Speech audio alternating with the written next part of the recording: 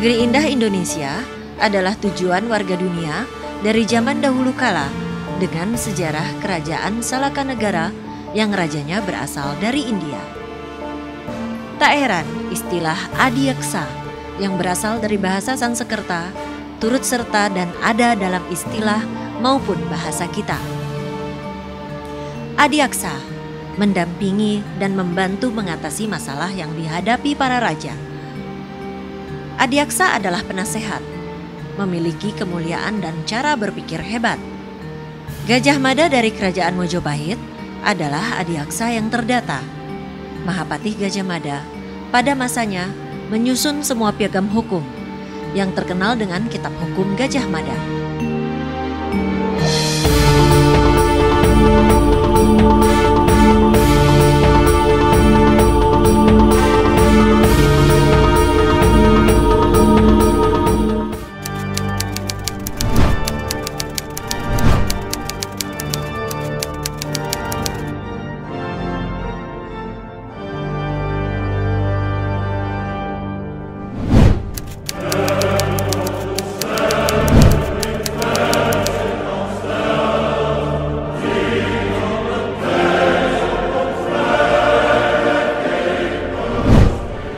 Tahun 1705, Kerajaan Mataram di bawah Amangkurat I dan Kesultanan-Kesultanan Cirebon telah dikuasai oleh Kompeni. Tahun 1758, Pepakem Cirebon yang isinya mengandung peraturan-peraturan hukum Jawa kuno dari zaman ketika Cirebon belum dijajah Kompeni. Jaksa Pepitu melaksanakan tugas mengadili perkara-perkara di ruang terbuka, di alun-alun, di bawah pohon beringin, di depan pura yang terletak di daerah Keraton Kasepuhan.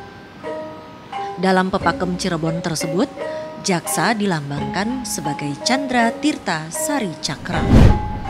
Candra adalah bulan purnama yang menerangi kegelapan. Tirta sebagai air yang menghanyutkan segala yang kotor. Sari, bunga yang menyebarkan bau harum. Dan Cakra adalah dewa yang melihat dengan seksama apa yang benar dan tidak benar. Perputaran roda sejarah berjalan dan terus berkembang. Kata Jawa kuno atau Sanskerta diaksa berubah menjadi jeksa dalam bahasa Jawa pertengahan modern dan jaksa dalam bahasa Sunda dan Indonesia.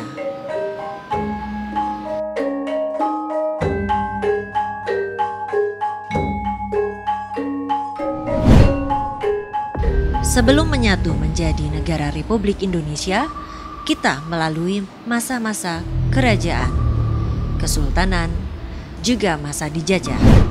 Portugis, Belanda, Jepang, Inggris berusaha menguasai negeri indah kaya hasil bumi ini. Berbagai cara dilakukan sampai akhirnya membentuk sistem peradilan dan pemerintahan sendiri.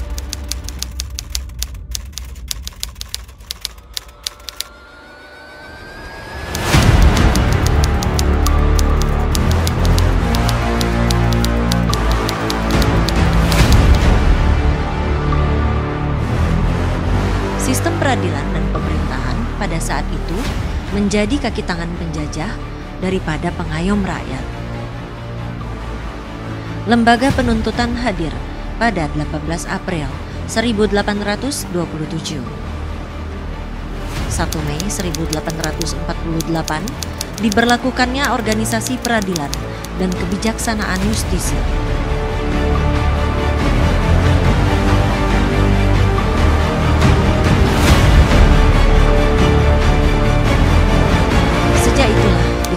Officier van Justitie, yakni penuntut umum bagi golongan Eropa dan kelompok yang dipersamakan. Prosecutor General, jabatan seperti Jaksa Agung Republik Indonesia sekarang. Para jaksa memiliki status sebagai penuntut umum yang sebenarnya adalah sejak masa pemerintahan Jepang. Kejaksaan sudah berada pada semua jenjang pengadilan, mulai pengadilan negeri,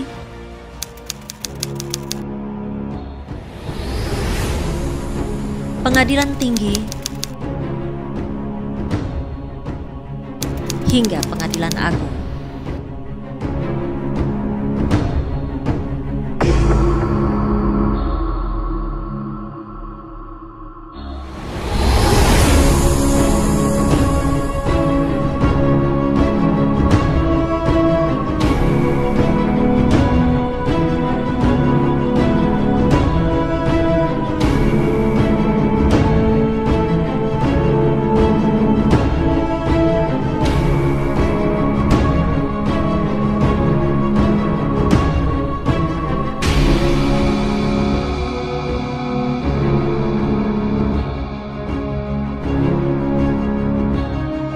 Tahun 1944, setelah Osamu Seirei nomor 49 diberlakukan, kejaksaan dimasukkan dalam wewenang Siambu atau Departemen Keamanan.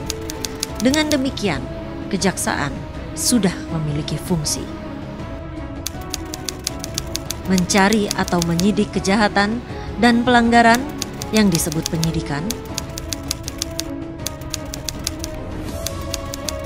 menuntut perkara disebut penuntutan, serta menjalankan putusan pengadilan dalam perkara kriminal atau disebut juga sebagai eksekutor.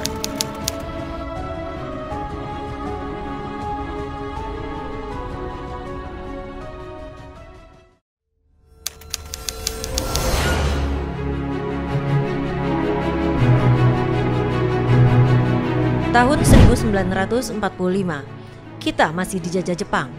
Kita dijanjikan kemerdekaan. Kita dibingungkan dengan ketidakpastian akan tibanya hari merdeka. Pemuda-pemudi bersatu berusaha mewujudkan kemerdekaan.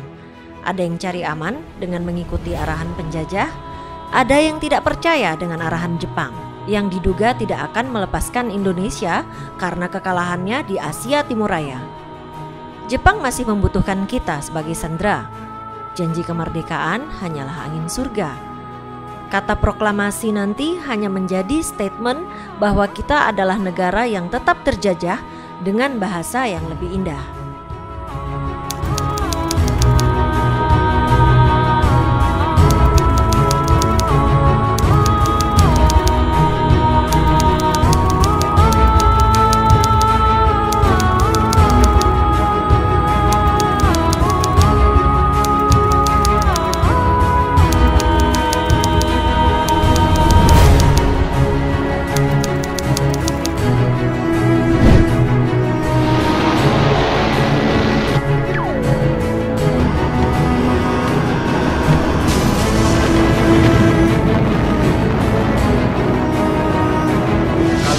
Akan membantu dengan keras segenap pekerjaan panitia persiapan kemerdekaan agar supaya bisa berdiri dengan lekat, teguh, kekal dan abadi negara Indonesia merdeka.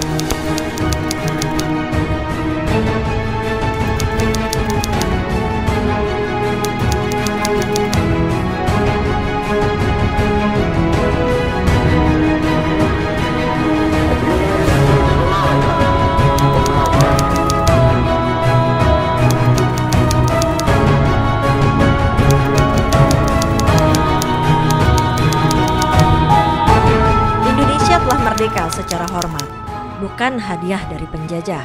Satu hari setelahnya, yakni pada tanggal 18 Agustus 1945, Panitia Persiapan Kemerdekaan Indonesia atau PPKI mulai menyusun alat kelengkapan negara. Pada 19 Agustus 1945, PPKI mengadakan sidang kedua. Saat itulah Indonesia dibagi menjadi 8 provinsi yang dipimpin oleh seorang gubernur. PPKI juga berhasil membentuk Komite Nasional Daerah, membentuk 12 kementerian dan 4 menteri negara, serta menetapkan 12 departemen dengan menterinya yang mengepalai departemen dan 4 menteri negara.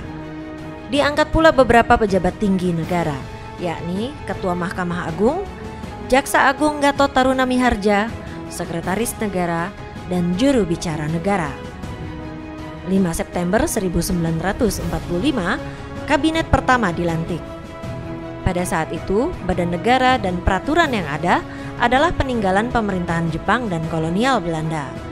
Pada masa itu, kantor Kejaksaan Agung berada di Pusat Departemen Kehakiman, Jalan Gambir nomor 8, Jakarta.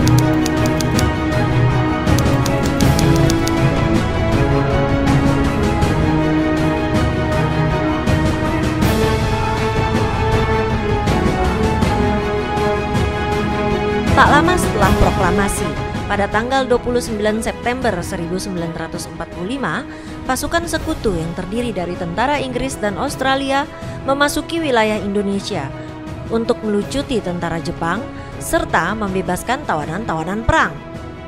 Kedaulatan Indonesia mulai dirongrong oleh sekutu dan kolonialis Belanda yang ingin menanamkan kembali kekuasaannya.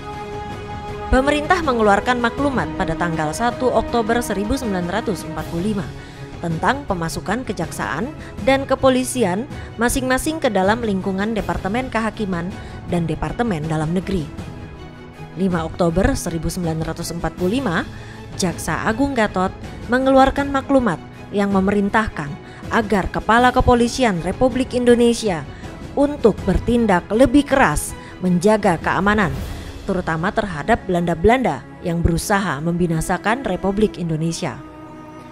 Pada tanggal 24 Oktober 1945, atas permintaannya sendiri, Jaksa Agung Gatot Taruna Miharja minta diberhentikan dalam tugasnya oleh Presiden Soekarno. Untuk sementara waktu, tugas dan wewenang Jaksa Agung dijalankan oleh Ketua Mahkamah Agung. 6 November 1945, Mr. Kasman Singodimejo diangkat menggantikan Mr. Gatot Taruna Miharja sebagai Jaksa Agung kedua. Mr. Kasman memindahkan kantor Kejaksaan Agung ke Jalan Matraman nomor 56, Jakarta. 1 Desember 1945, Jaksa Agung Kasman mengeluarkan instruksi kepada polisi, tentara, dan jaksa agar tahanan dan tawanan bangsa Indonesia yang bersalah agar segera dituntut di muka hakim dan yang tidak bersalah agar segera dimerdekakan untuk dapat mengabdikan diri bagi nusa dan bangsa.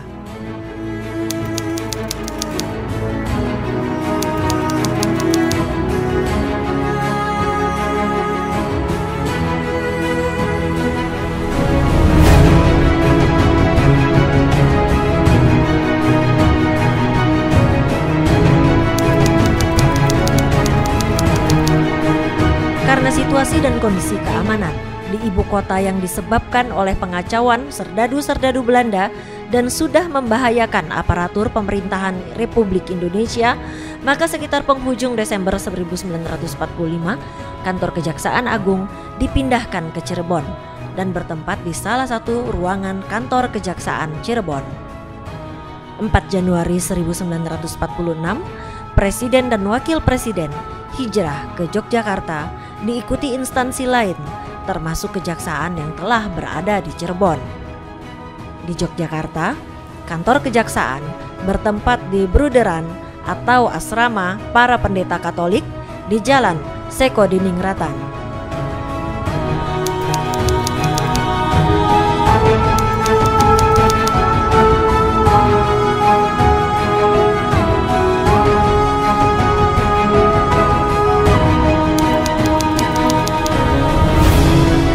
Pada masanya, Mr. Kasman Singodimedjo juga mengeluarkan instruksi penting bagi perkembangan eselonisasi dan tata kerja kejaksaan. Antara lain dikemukakan bahwa susunan kejaksaan di Jawa dan Madura untuk sementara terdiri dari Kejaksaan Agung sebagai pusat yang langsung memimpin kejaksaan-kejaksaan di bawahnya. Mr. Kasman Singodimedjo menjadi Jaksa Agung kedua sampai pada tanggal 6 Mei 1946.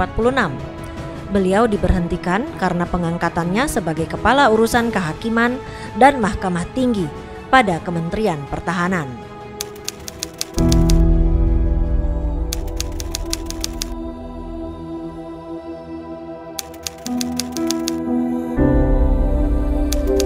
Pada tanggal yang sama, Presiden Soekarno juga menetapkan dan mengumumkan Undang-Undang Nomor 7 Tahun 1946 tentang Pengadilan Tentara.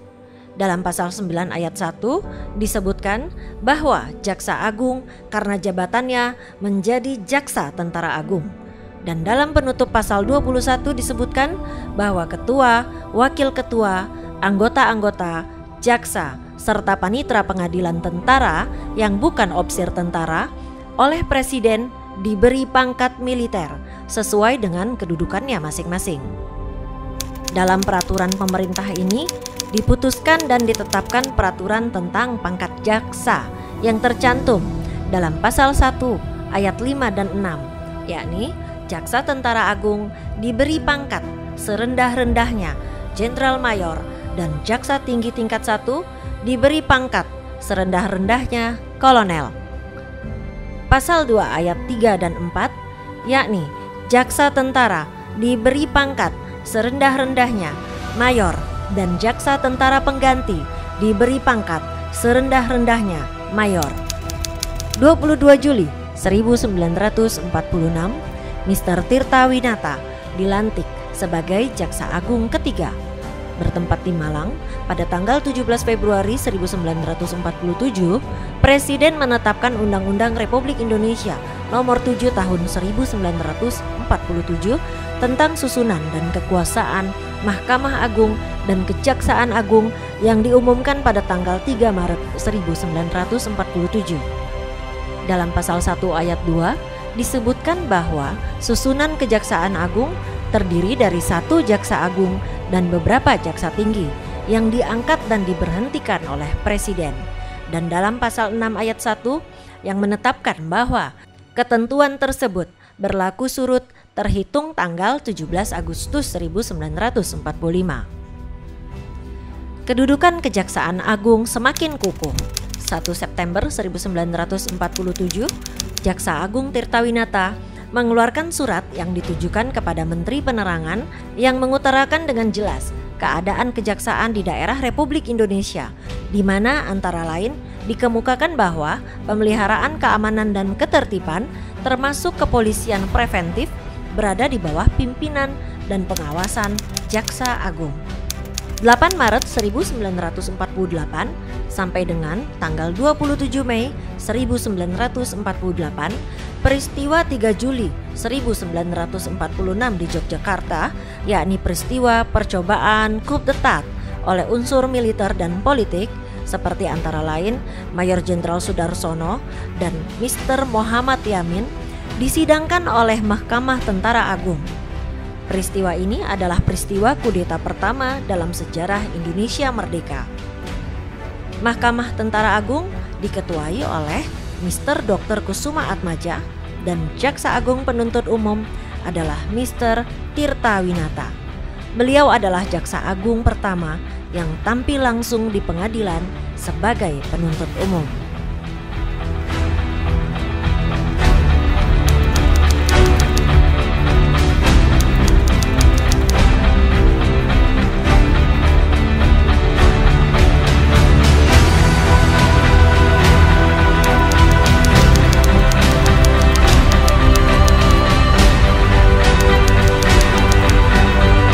Mr. Tirtawinata mendapat kehormatan menjadi Jaksa Agung Republik Indonesia Serikat. Berhubung dengan itu, maka tugas-tugas Jaksa Agung di negeri Republik Indonesia yang berpusat di Yogyakarta dilaksanakan oleh Jaksa Agung Muda Mr. Muljatno dan Mr. Sudrajat. Di masa Republik Indonesia Serikat, terdapat perubahan penting mengenai kejaksaan dan presiden. Apabila dalam Undang-Undang Dasar 1945, kejaksaan merupakan komponen kekuasaan eksekutif dalam urusan penegakan hukum yang langsung ada di bawah presiden sebagai pimpinan tertinggi pemerintahan presidentil, maka sistem demikian tidak dianut dalam Konstitusi Republik Indonesia Serikat. 17 Agustus 1950, Republik Indonesia Serikat berakhir dan terjadi perubahan konstitusional dari Republik Indonesia Serikat yang berbentuk federal menjadi Negara Republik Indonesia Kesatuan. Jaksa Agung pertama dari Negara Republik Indonesia Kesatuan adalah Tirtawinata.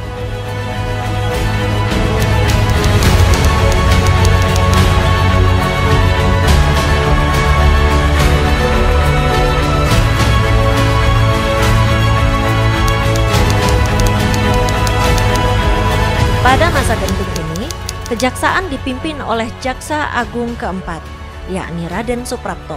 Di tahun ini, Undang-Undang Darurat mulai diberlakukan dalam hal tindakan-tindakan sementara untuk menyelenggarakan kesatuan, susunan kekuasaan dan acara pengadilan-pengadilan sipil. Perkara Angkatan Perang Ratu Adil atau APRA, Sultan Hamid, Andi Aziz, RMS, Zunskleger, dan Smith ditangani dan diselesaikan di masa ini. Kejaksaan turun langsung secara aktif dari penyusunan data hingga berita acara. Jaksa Agung Suprapto tampil langsung sebagai penuntut umum atas peradilan perkara-perkara pelaku pemberontakan atau pergolakan bersenjata di daerah. Pada masa jabatan beliau, dimulai secara berangsur penambahan jaksa-jaksa dengan tenaga muda lulusan universitas dan sekolah pendidikan jaksa. Tetapi penambahan tenaga jaksa berjalan dengan lamban karena terbatasnya kemampuan keuangan yang disediakan oleh negara. Sehingga demi memenuhi tenaga jaksa, maka pegawai kejaksaan yang berijazah Osvia dan Mosvia diwajibkan mengikuti kursus istimewa selama 6 bulan. Penambahan tenaga jaksa semakin meningkat tahun 1955 dengan penerimaan lulusan Fakultas Hukum Negeri, baik tingkat sarjana muda maupun sarjana, yang memperoleh tugas belajar maupun bukan dari sekolah menengah kehakiman atas, sekolah hakim dan jaksa, serta tenaga-tenaga tugas belajar. Jaksa Agung adalah penuntut umum tertinggi dan kepala kepolisian justisial, baik represif maupun preventif. Harus mengetahui segala peristiwa dan perkembangan di masyarakat dalam segala bidang yang meliputi politik, ekonomi, keuangan, sosial budaya, pertahanan keamanan, dan hukum. Di kepemimpinan Jaksa Agung Suprapto terdapat perwakilan kejaksaan di luar negeri, antara lain di negara Singapura, Hong Kong, Bangkok, Manila, Tokyo, Jeddah, dan Kairo. Tetapi pada tahun 1959, perwakilan-perwakilan kejaksaan dihapuskan karena dianggap berlebihan. Jaksa Agung Suprapto dikenal sebagai jaksa yang memiliki keberanian. Akhirnya harus diberhentikan dengan hormat pada tanggal 1 April 1959 karena membuat keputusan kontroversial. Ia memulangkan Smith, seorang terhukum dari Belanda yang memberontak terhadap pemerintahan Republik Indonesia untuk kembali ke negaranya. Keputusan yang didasari pertimbangan kemanusiaan ini mengakhiri kepemimpinan Jaksa Agung Suprapto.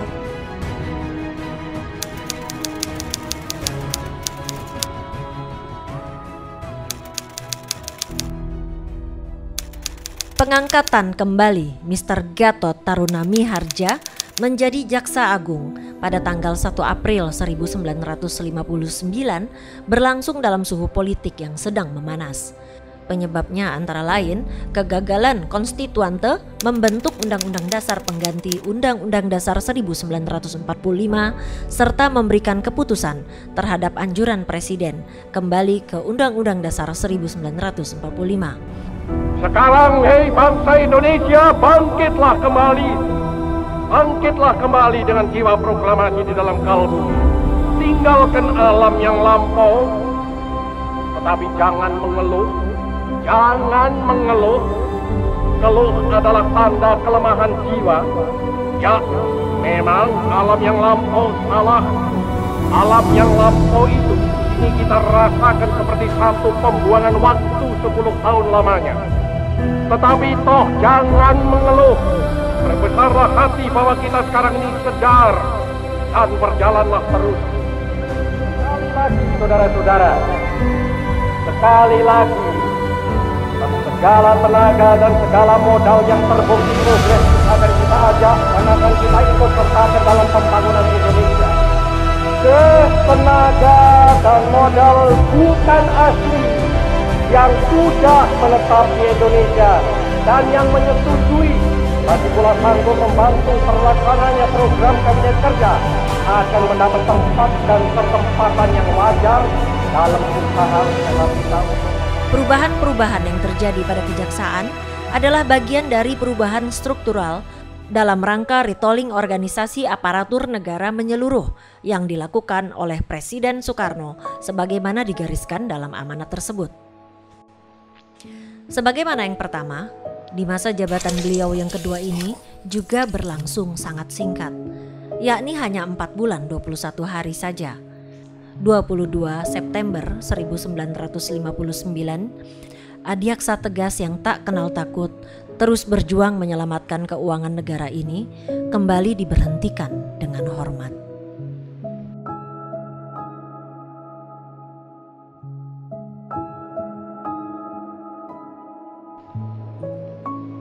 (31 Desember 1959), Mr. Gunawan dilantik menjadi Jaksa Agung ke-6. 18 Februari 1960 diadakan lagi perubahan kabinet. Di bawah menteri yang memimpin suatu bidang ada beberapa menteri. Menteri-menteri yang masuk dalam bidang keamanan nasional adalah Kepala Staf Angkatan Darat, Kepala Staf Angkatan Laut, Kepala Staf Angkatan Udara, Jaksa Agung Mr. Gunawan, Urusan Veteran, Kepala Kepolisian Negara.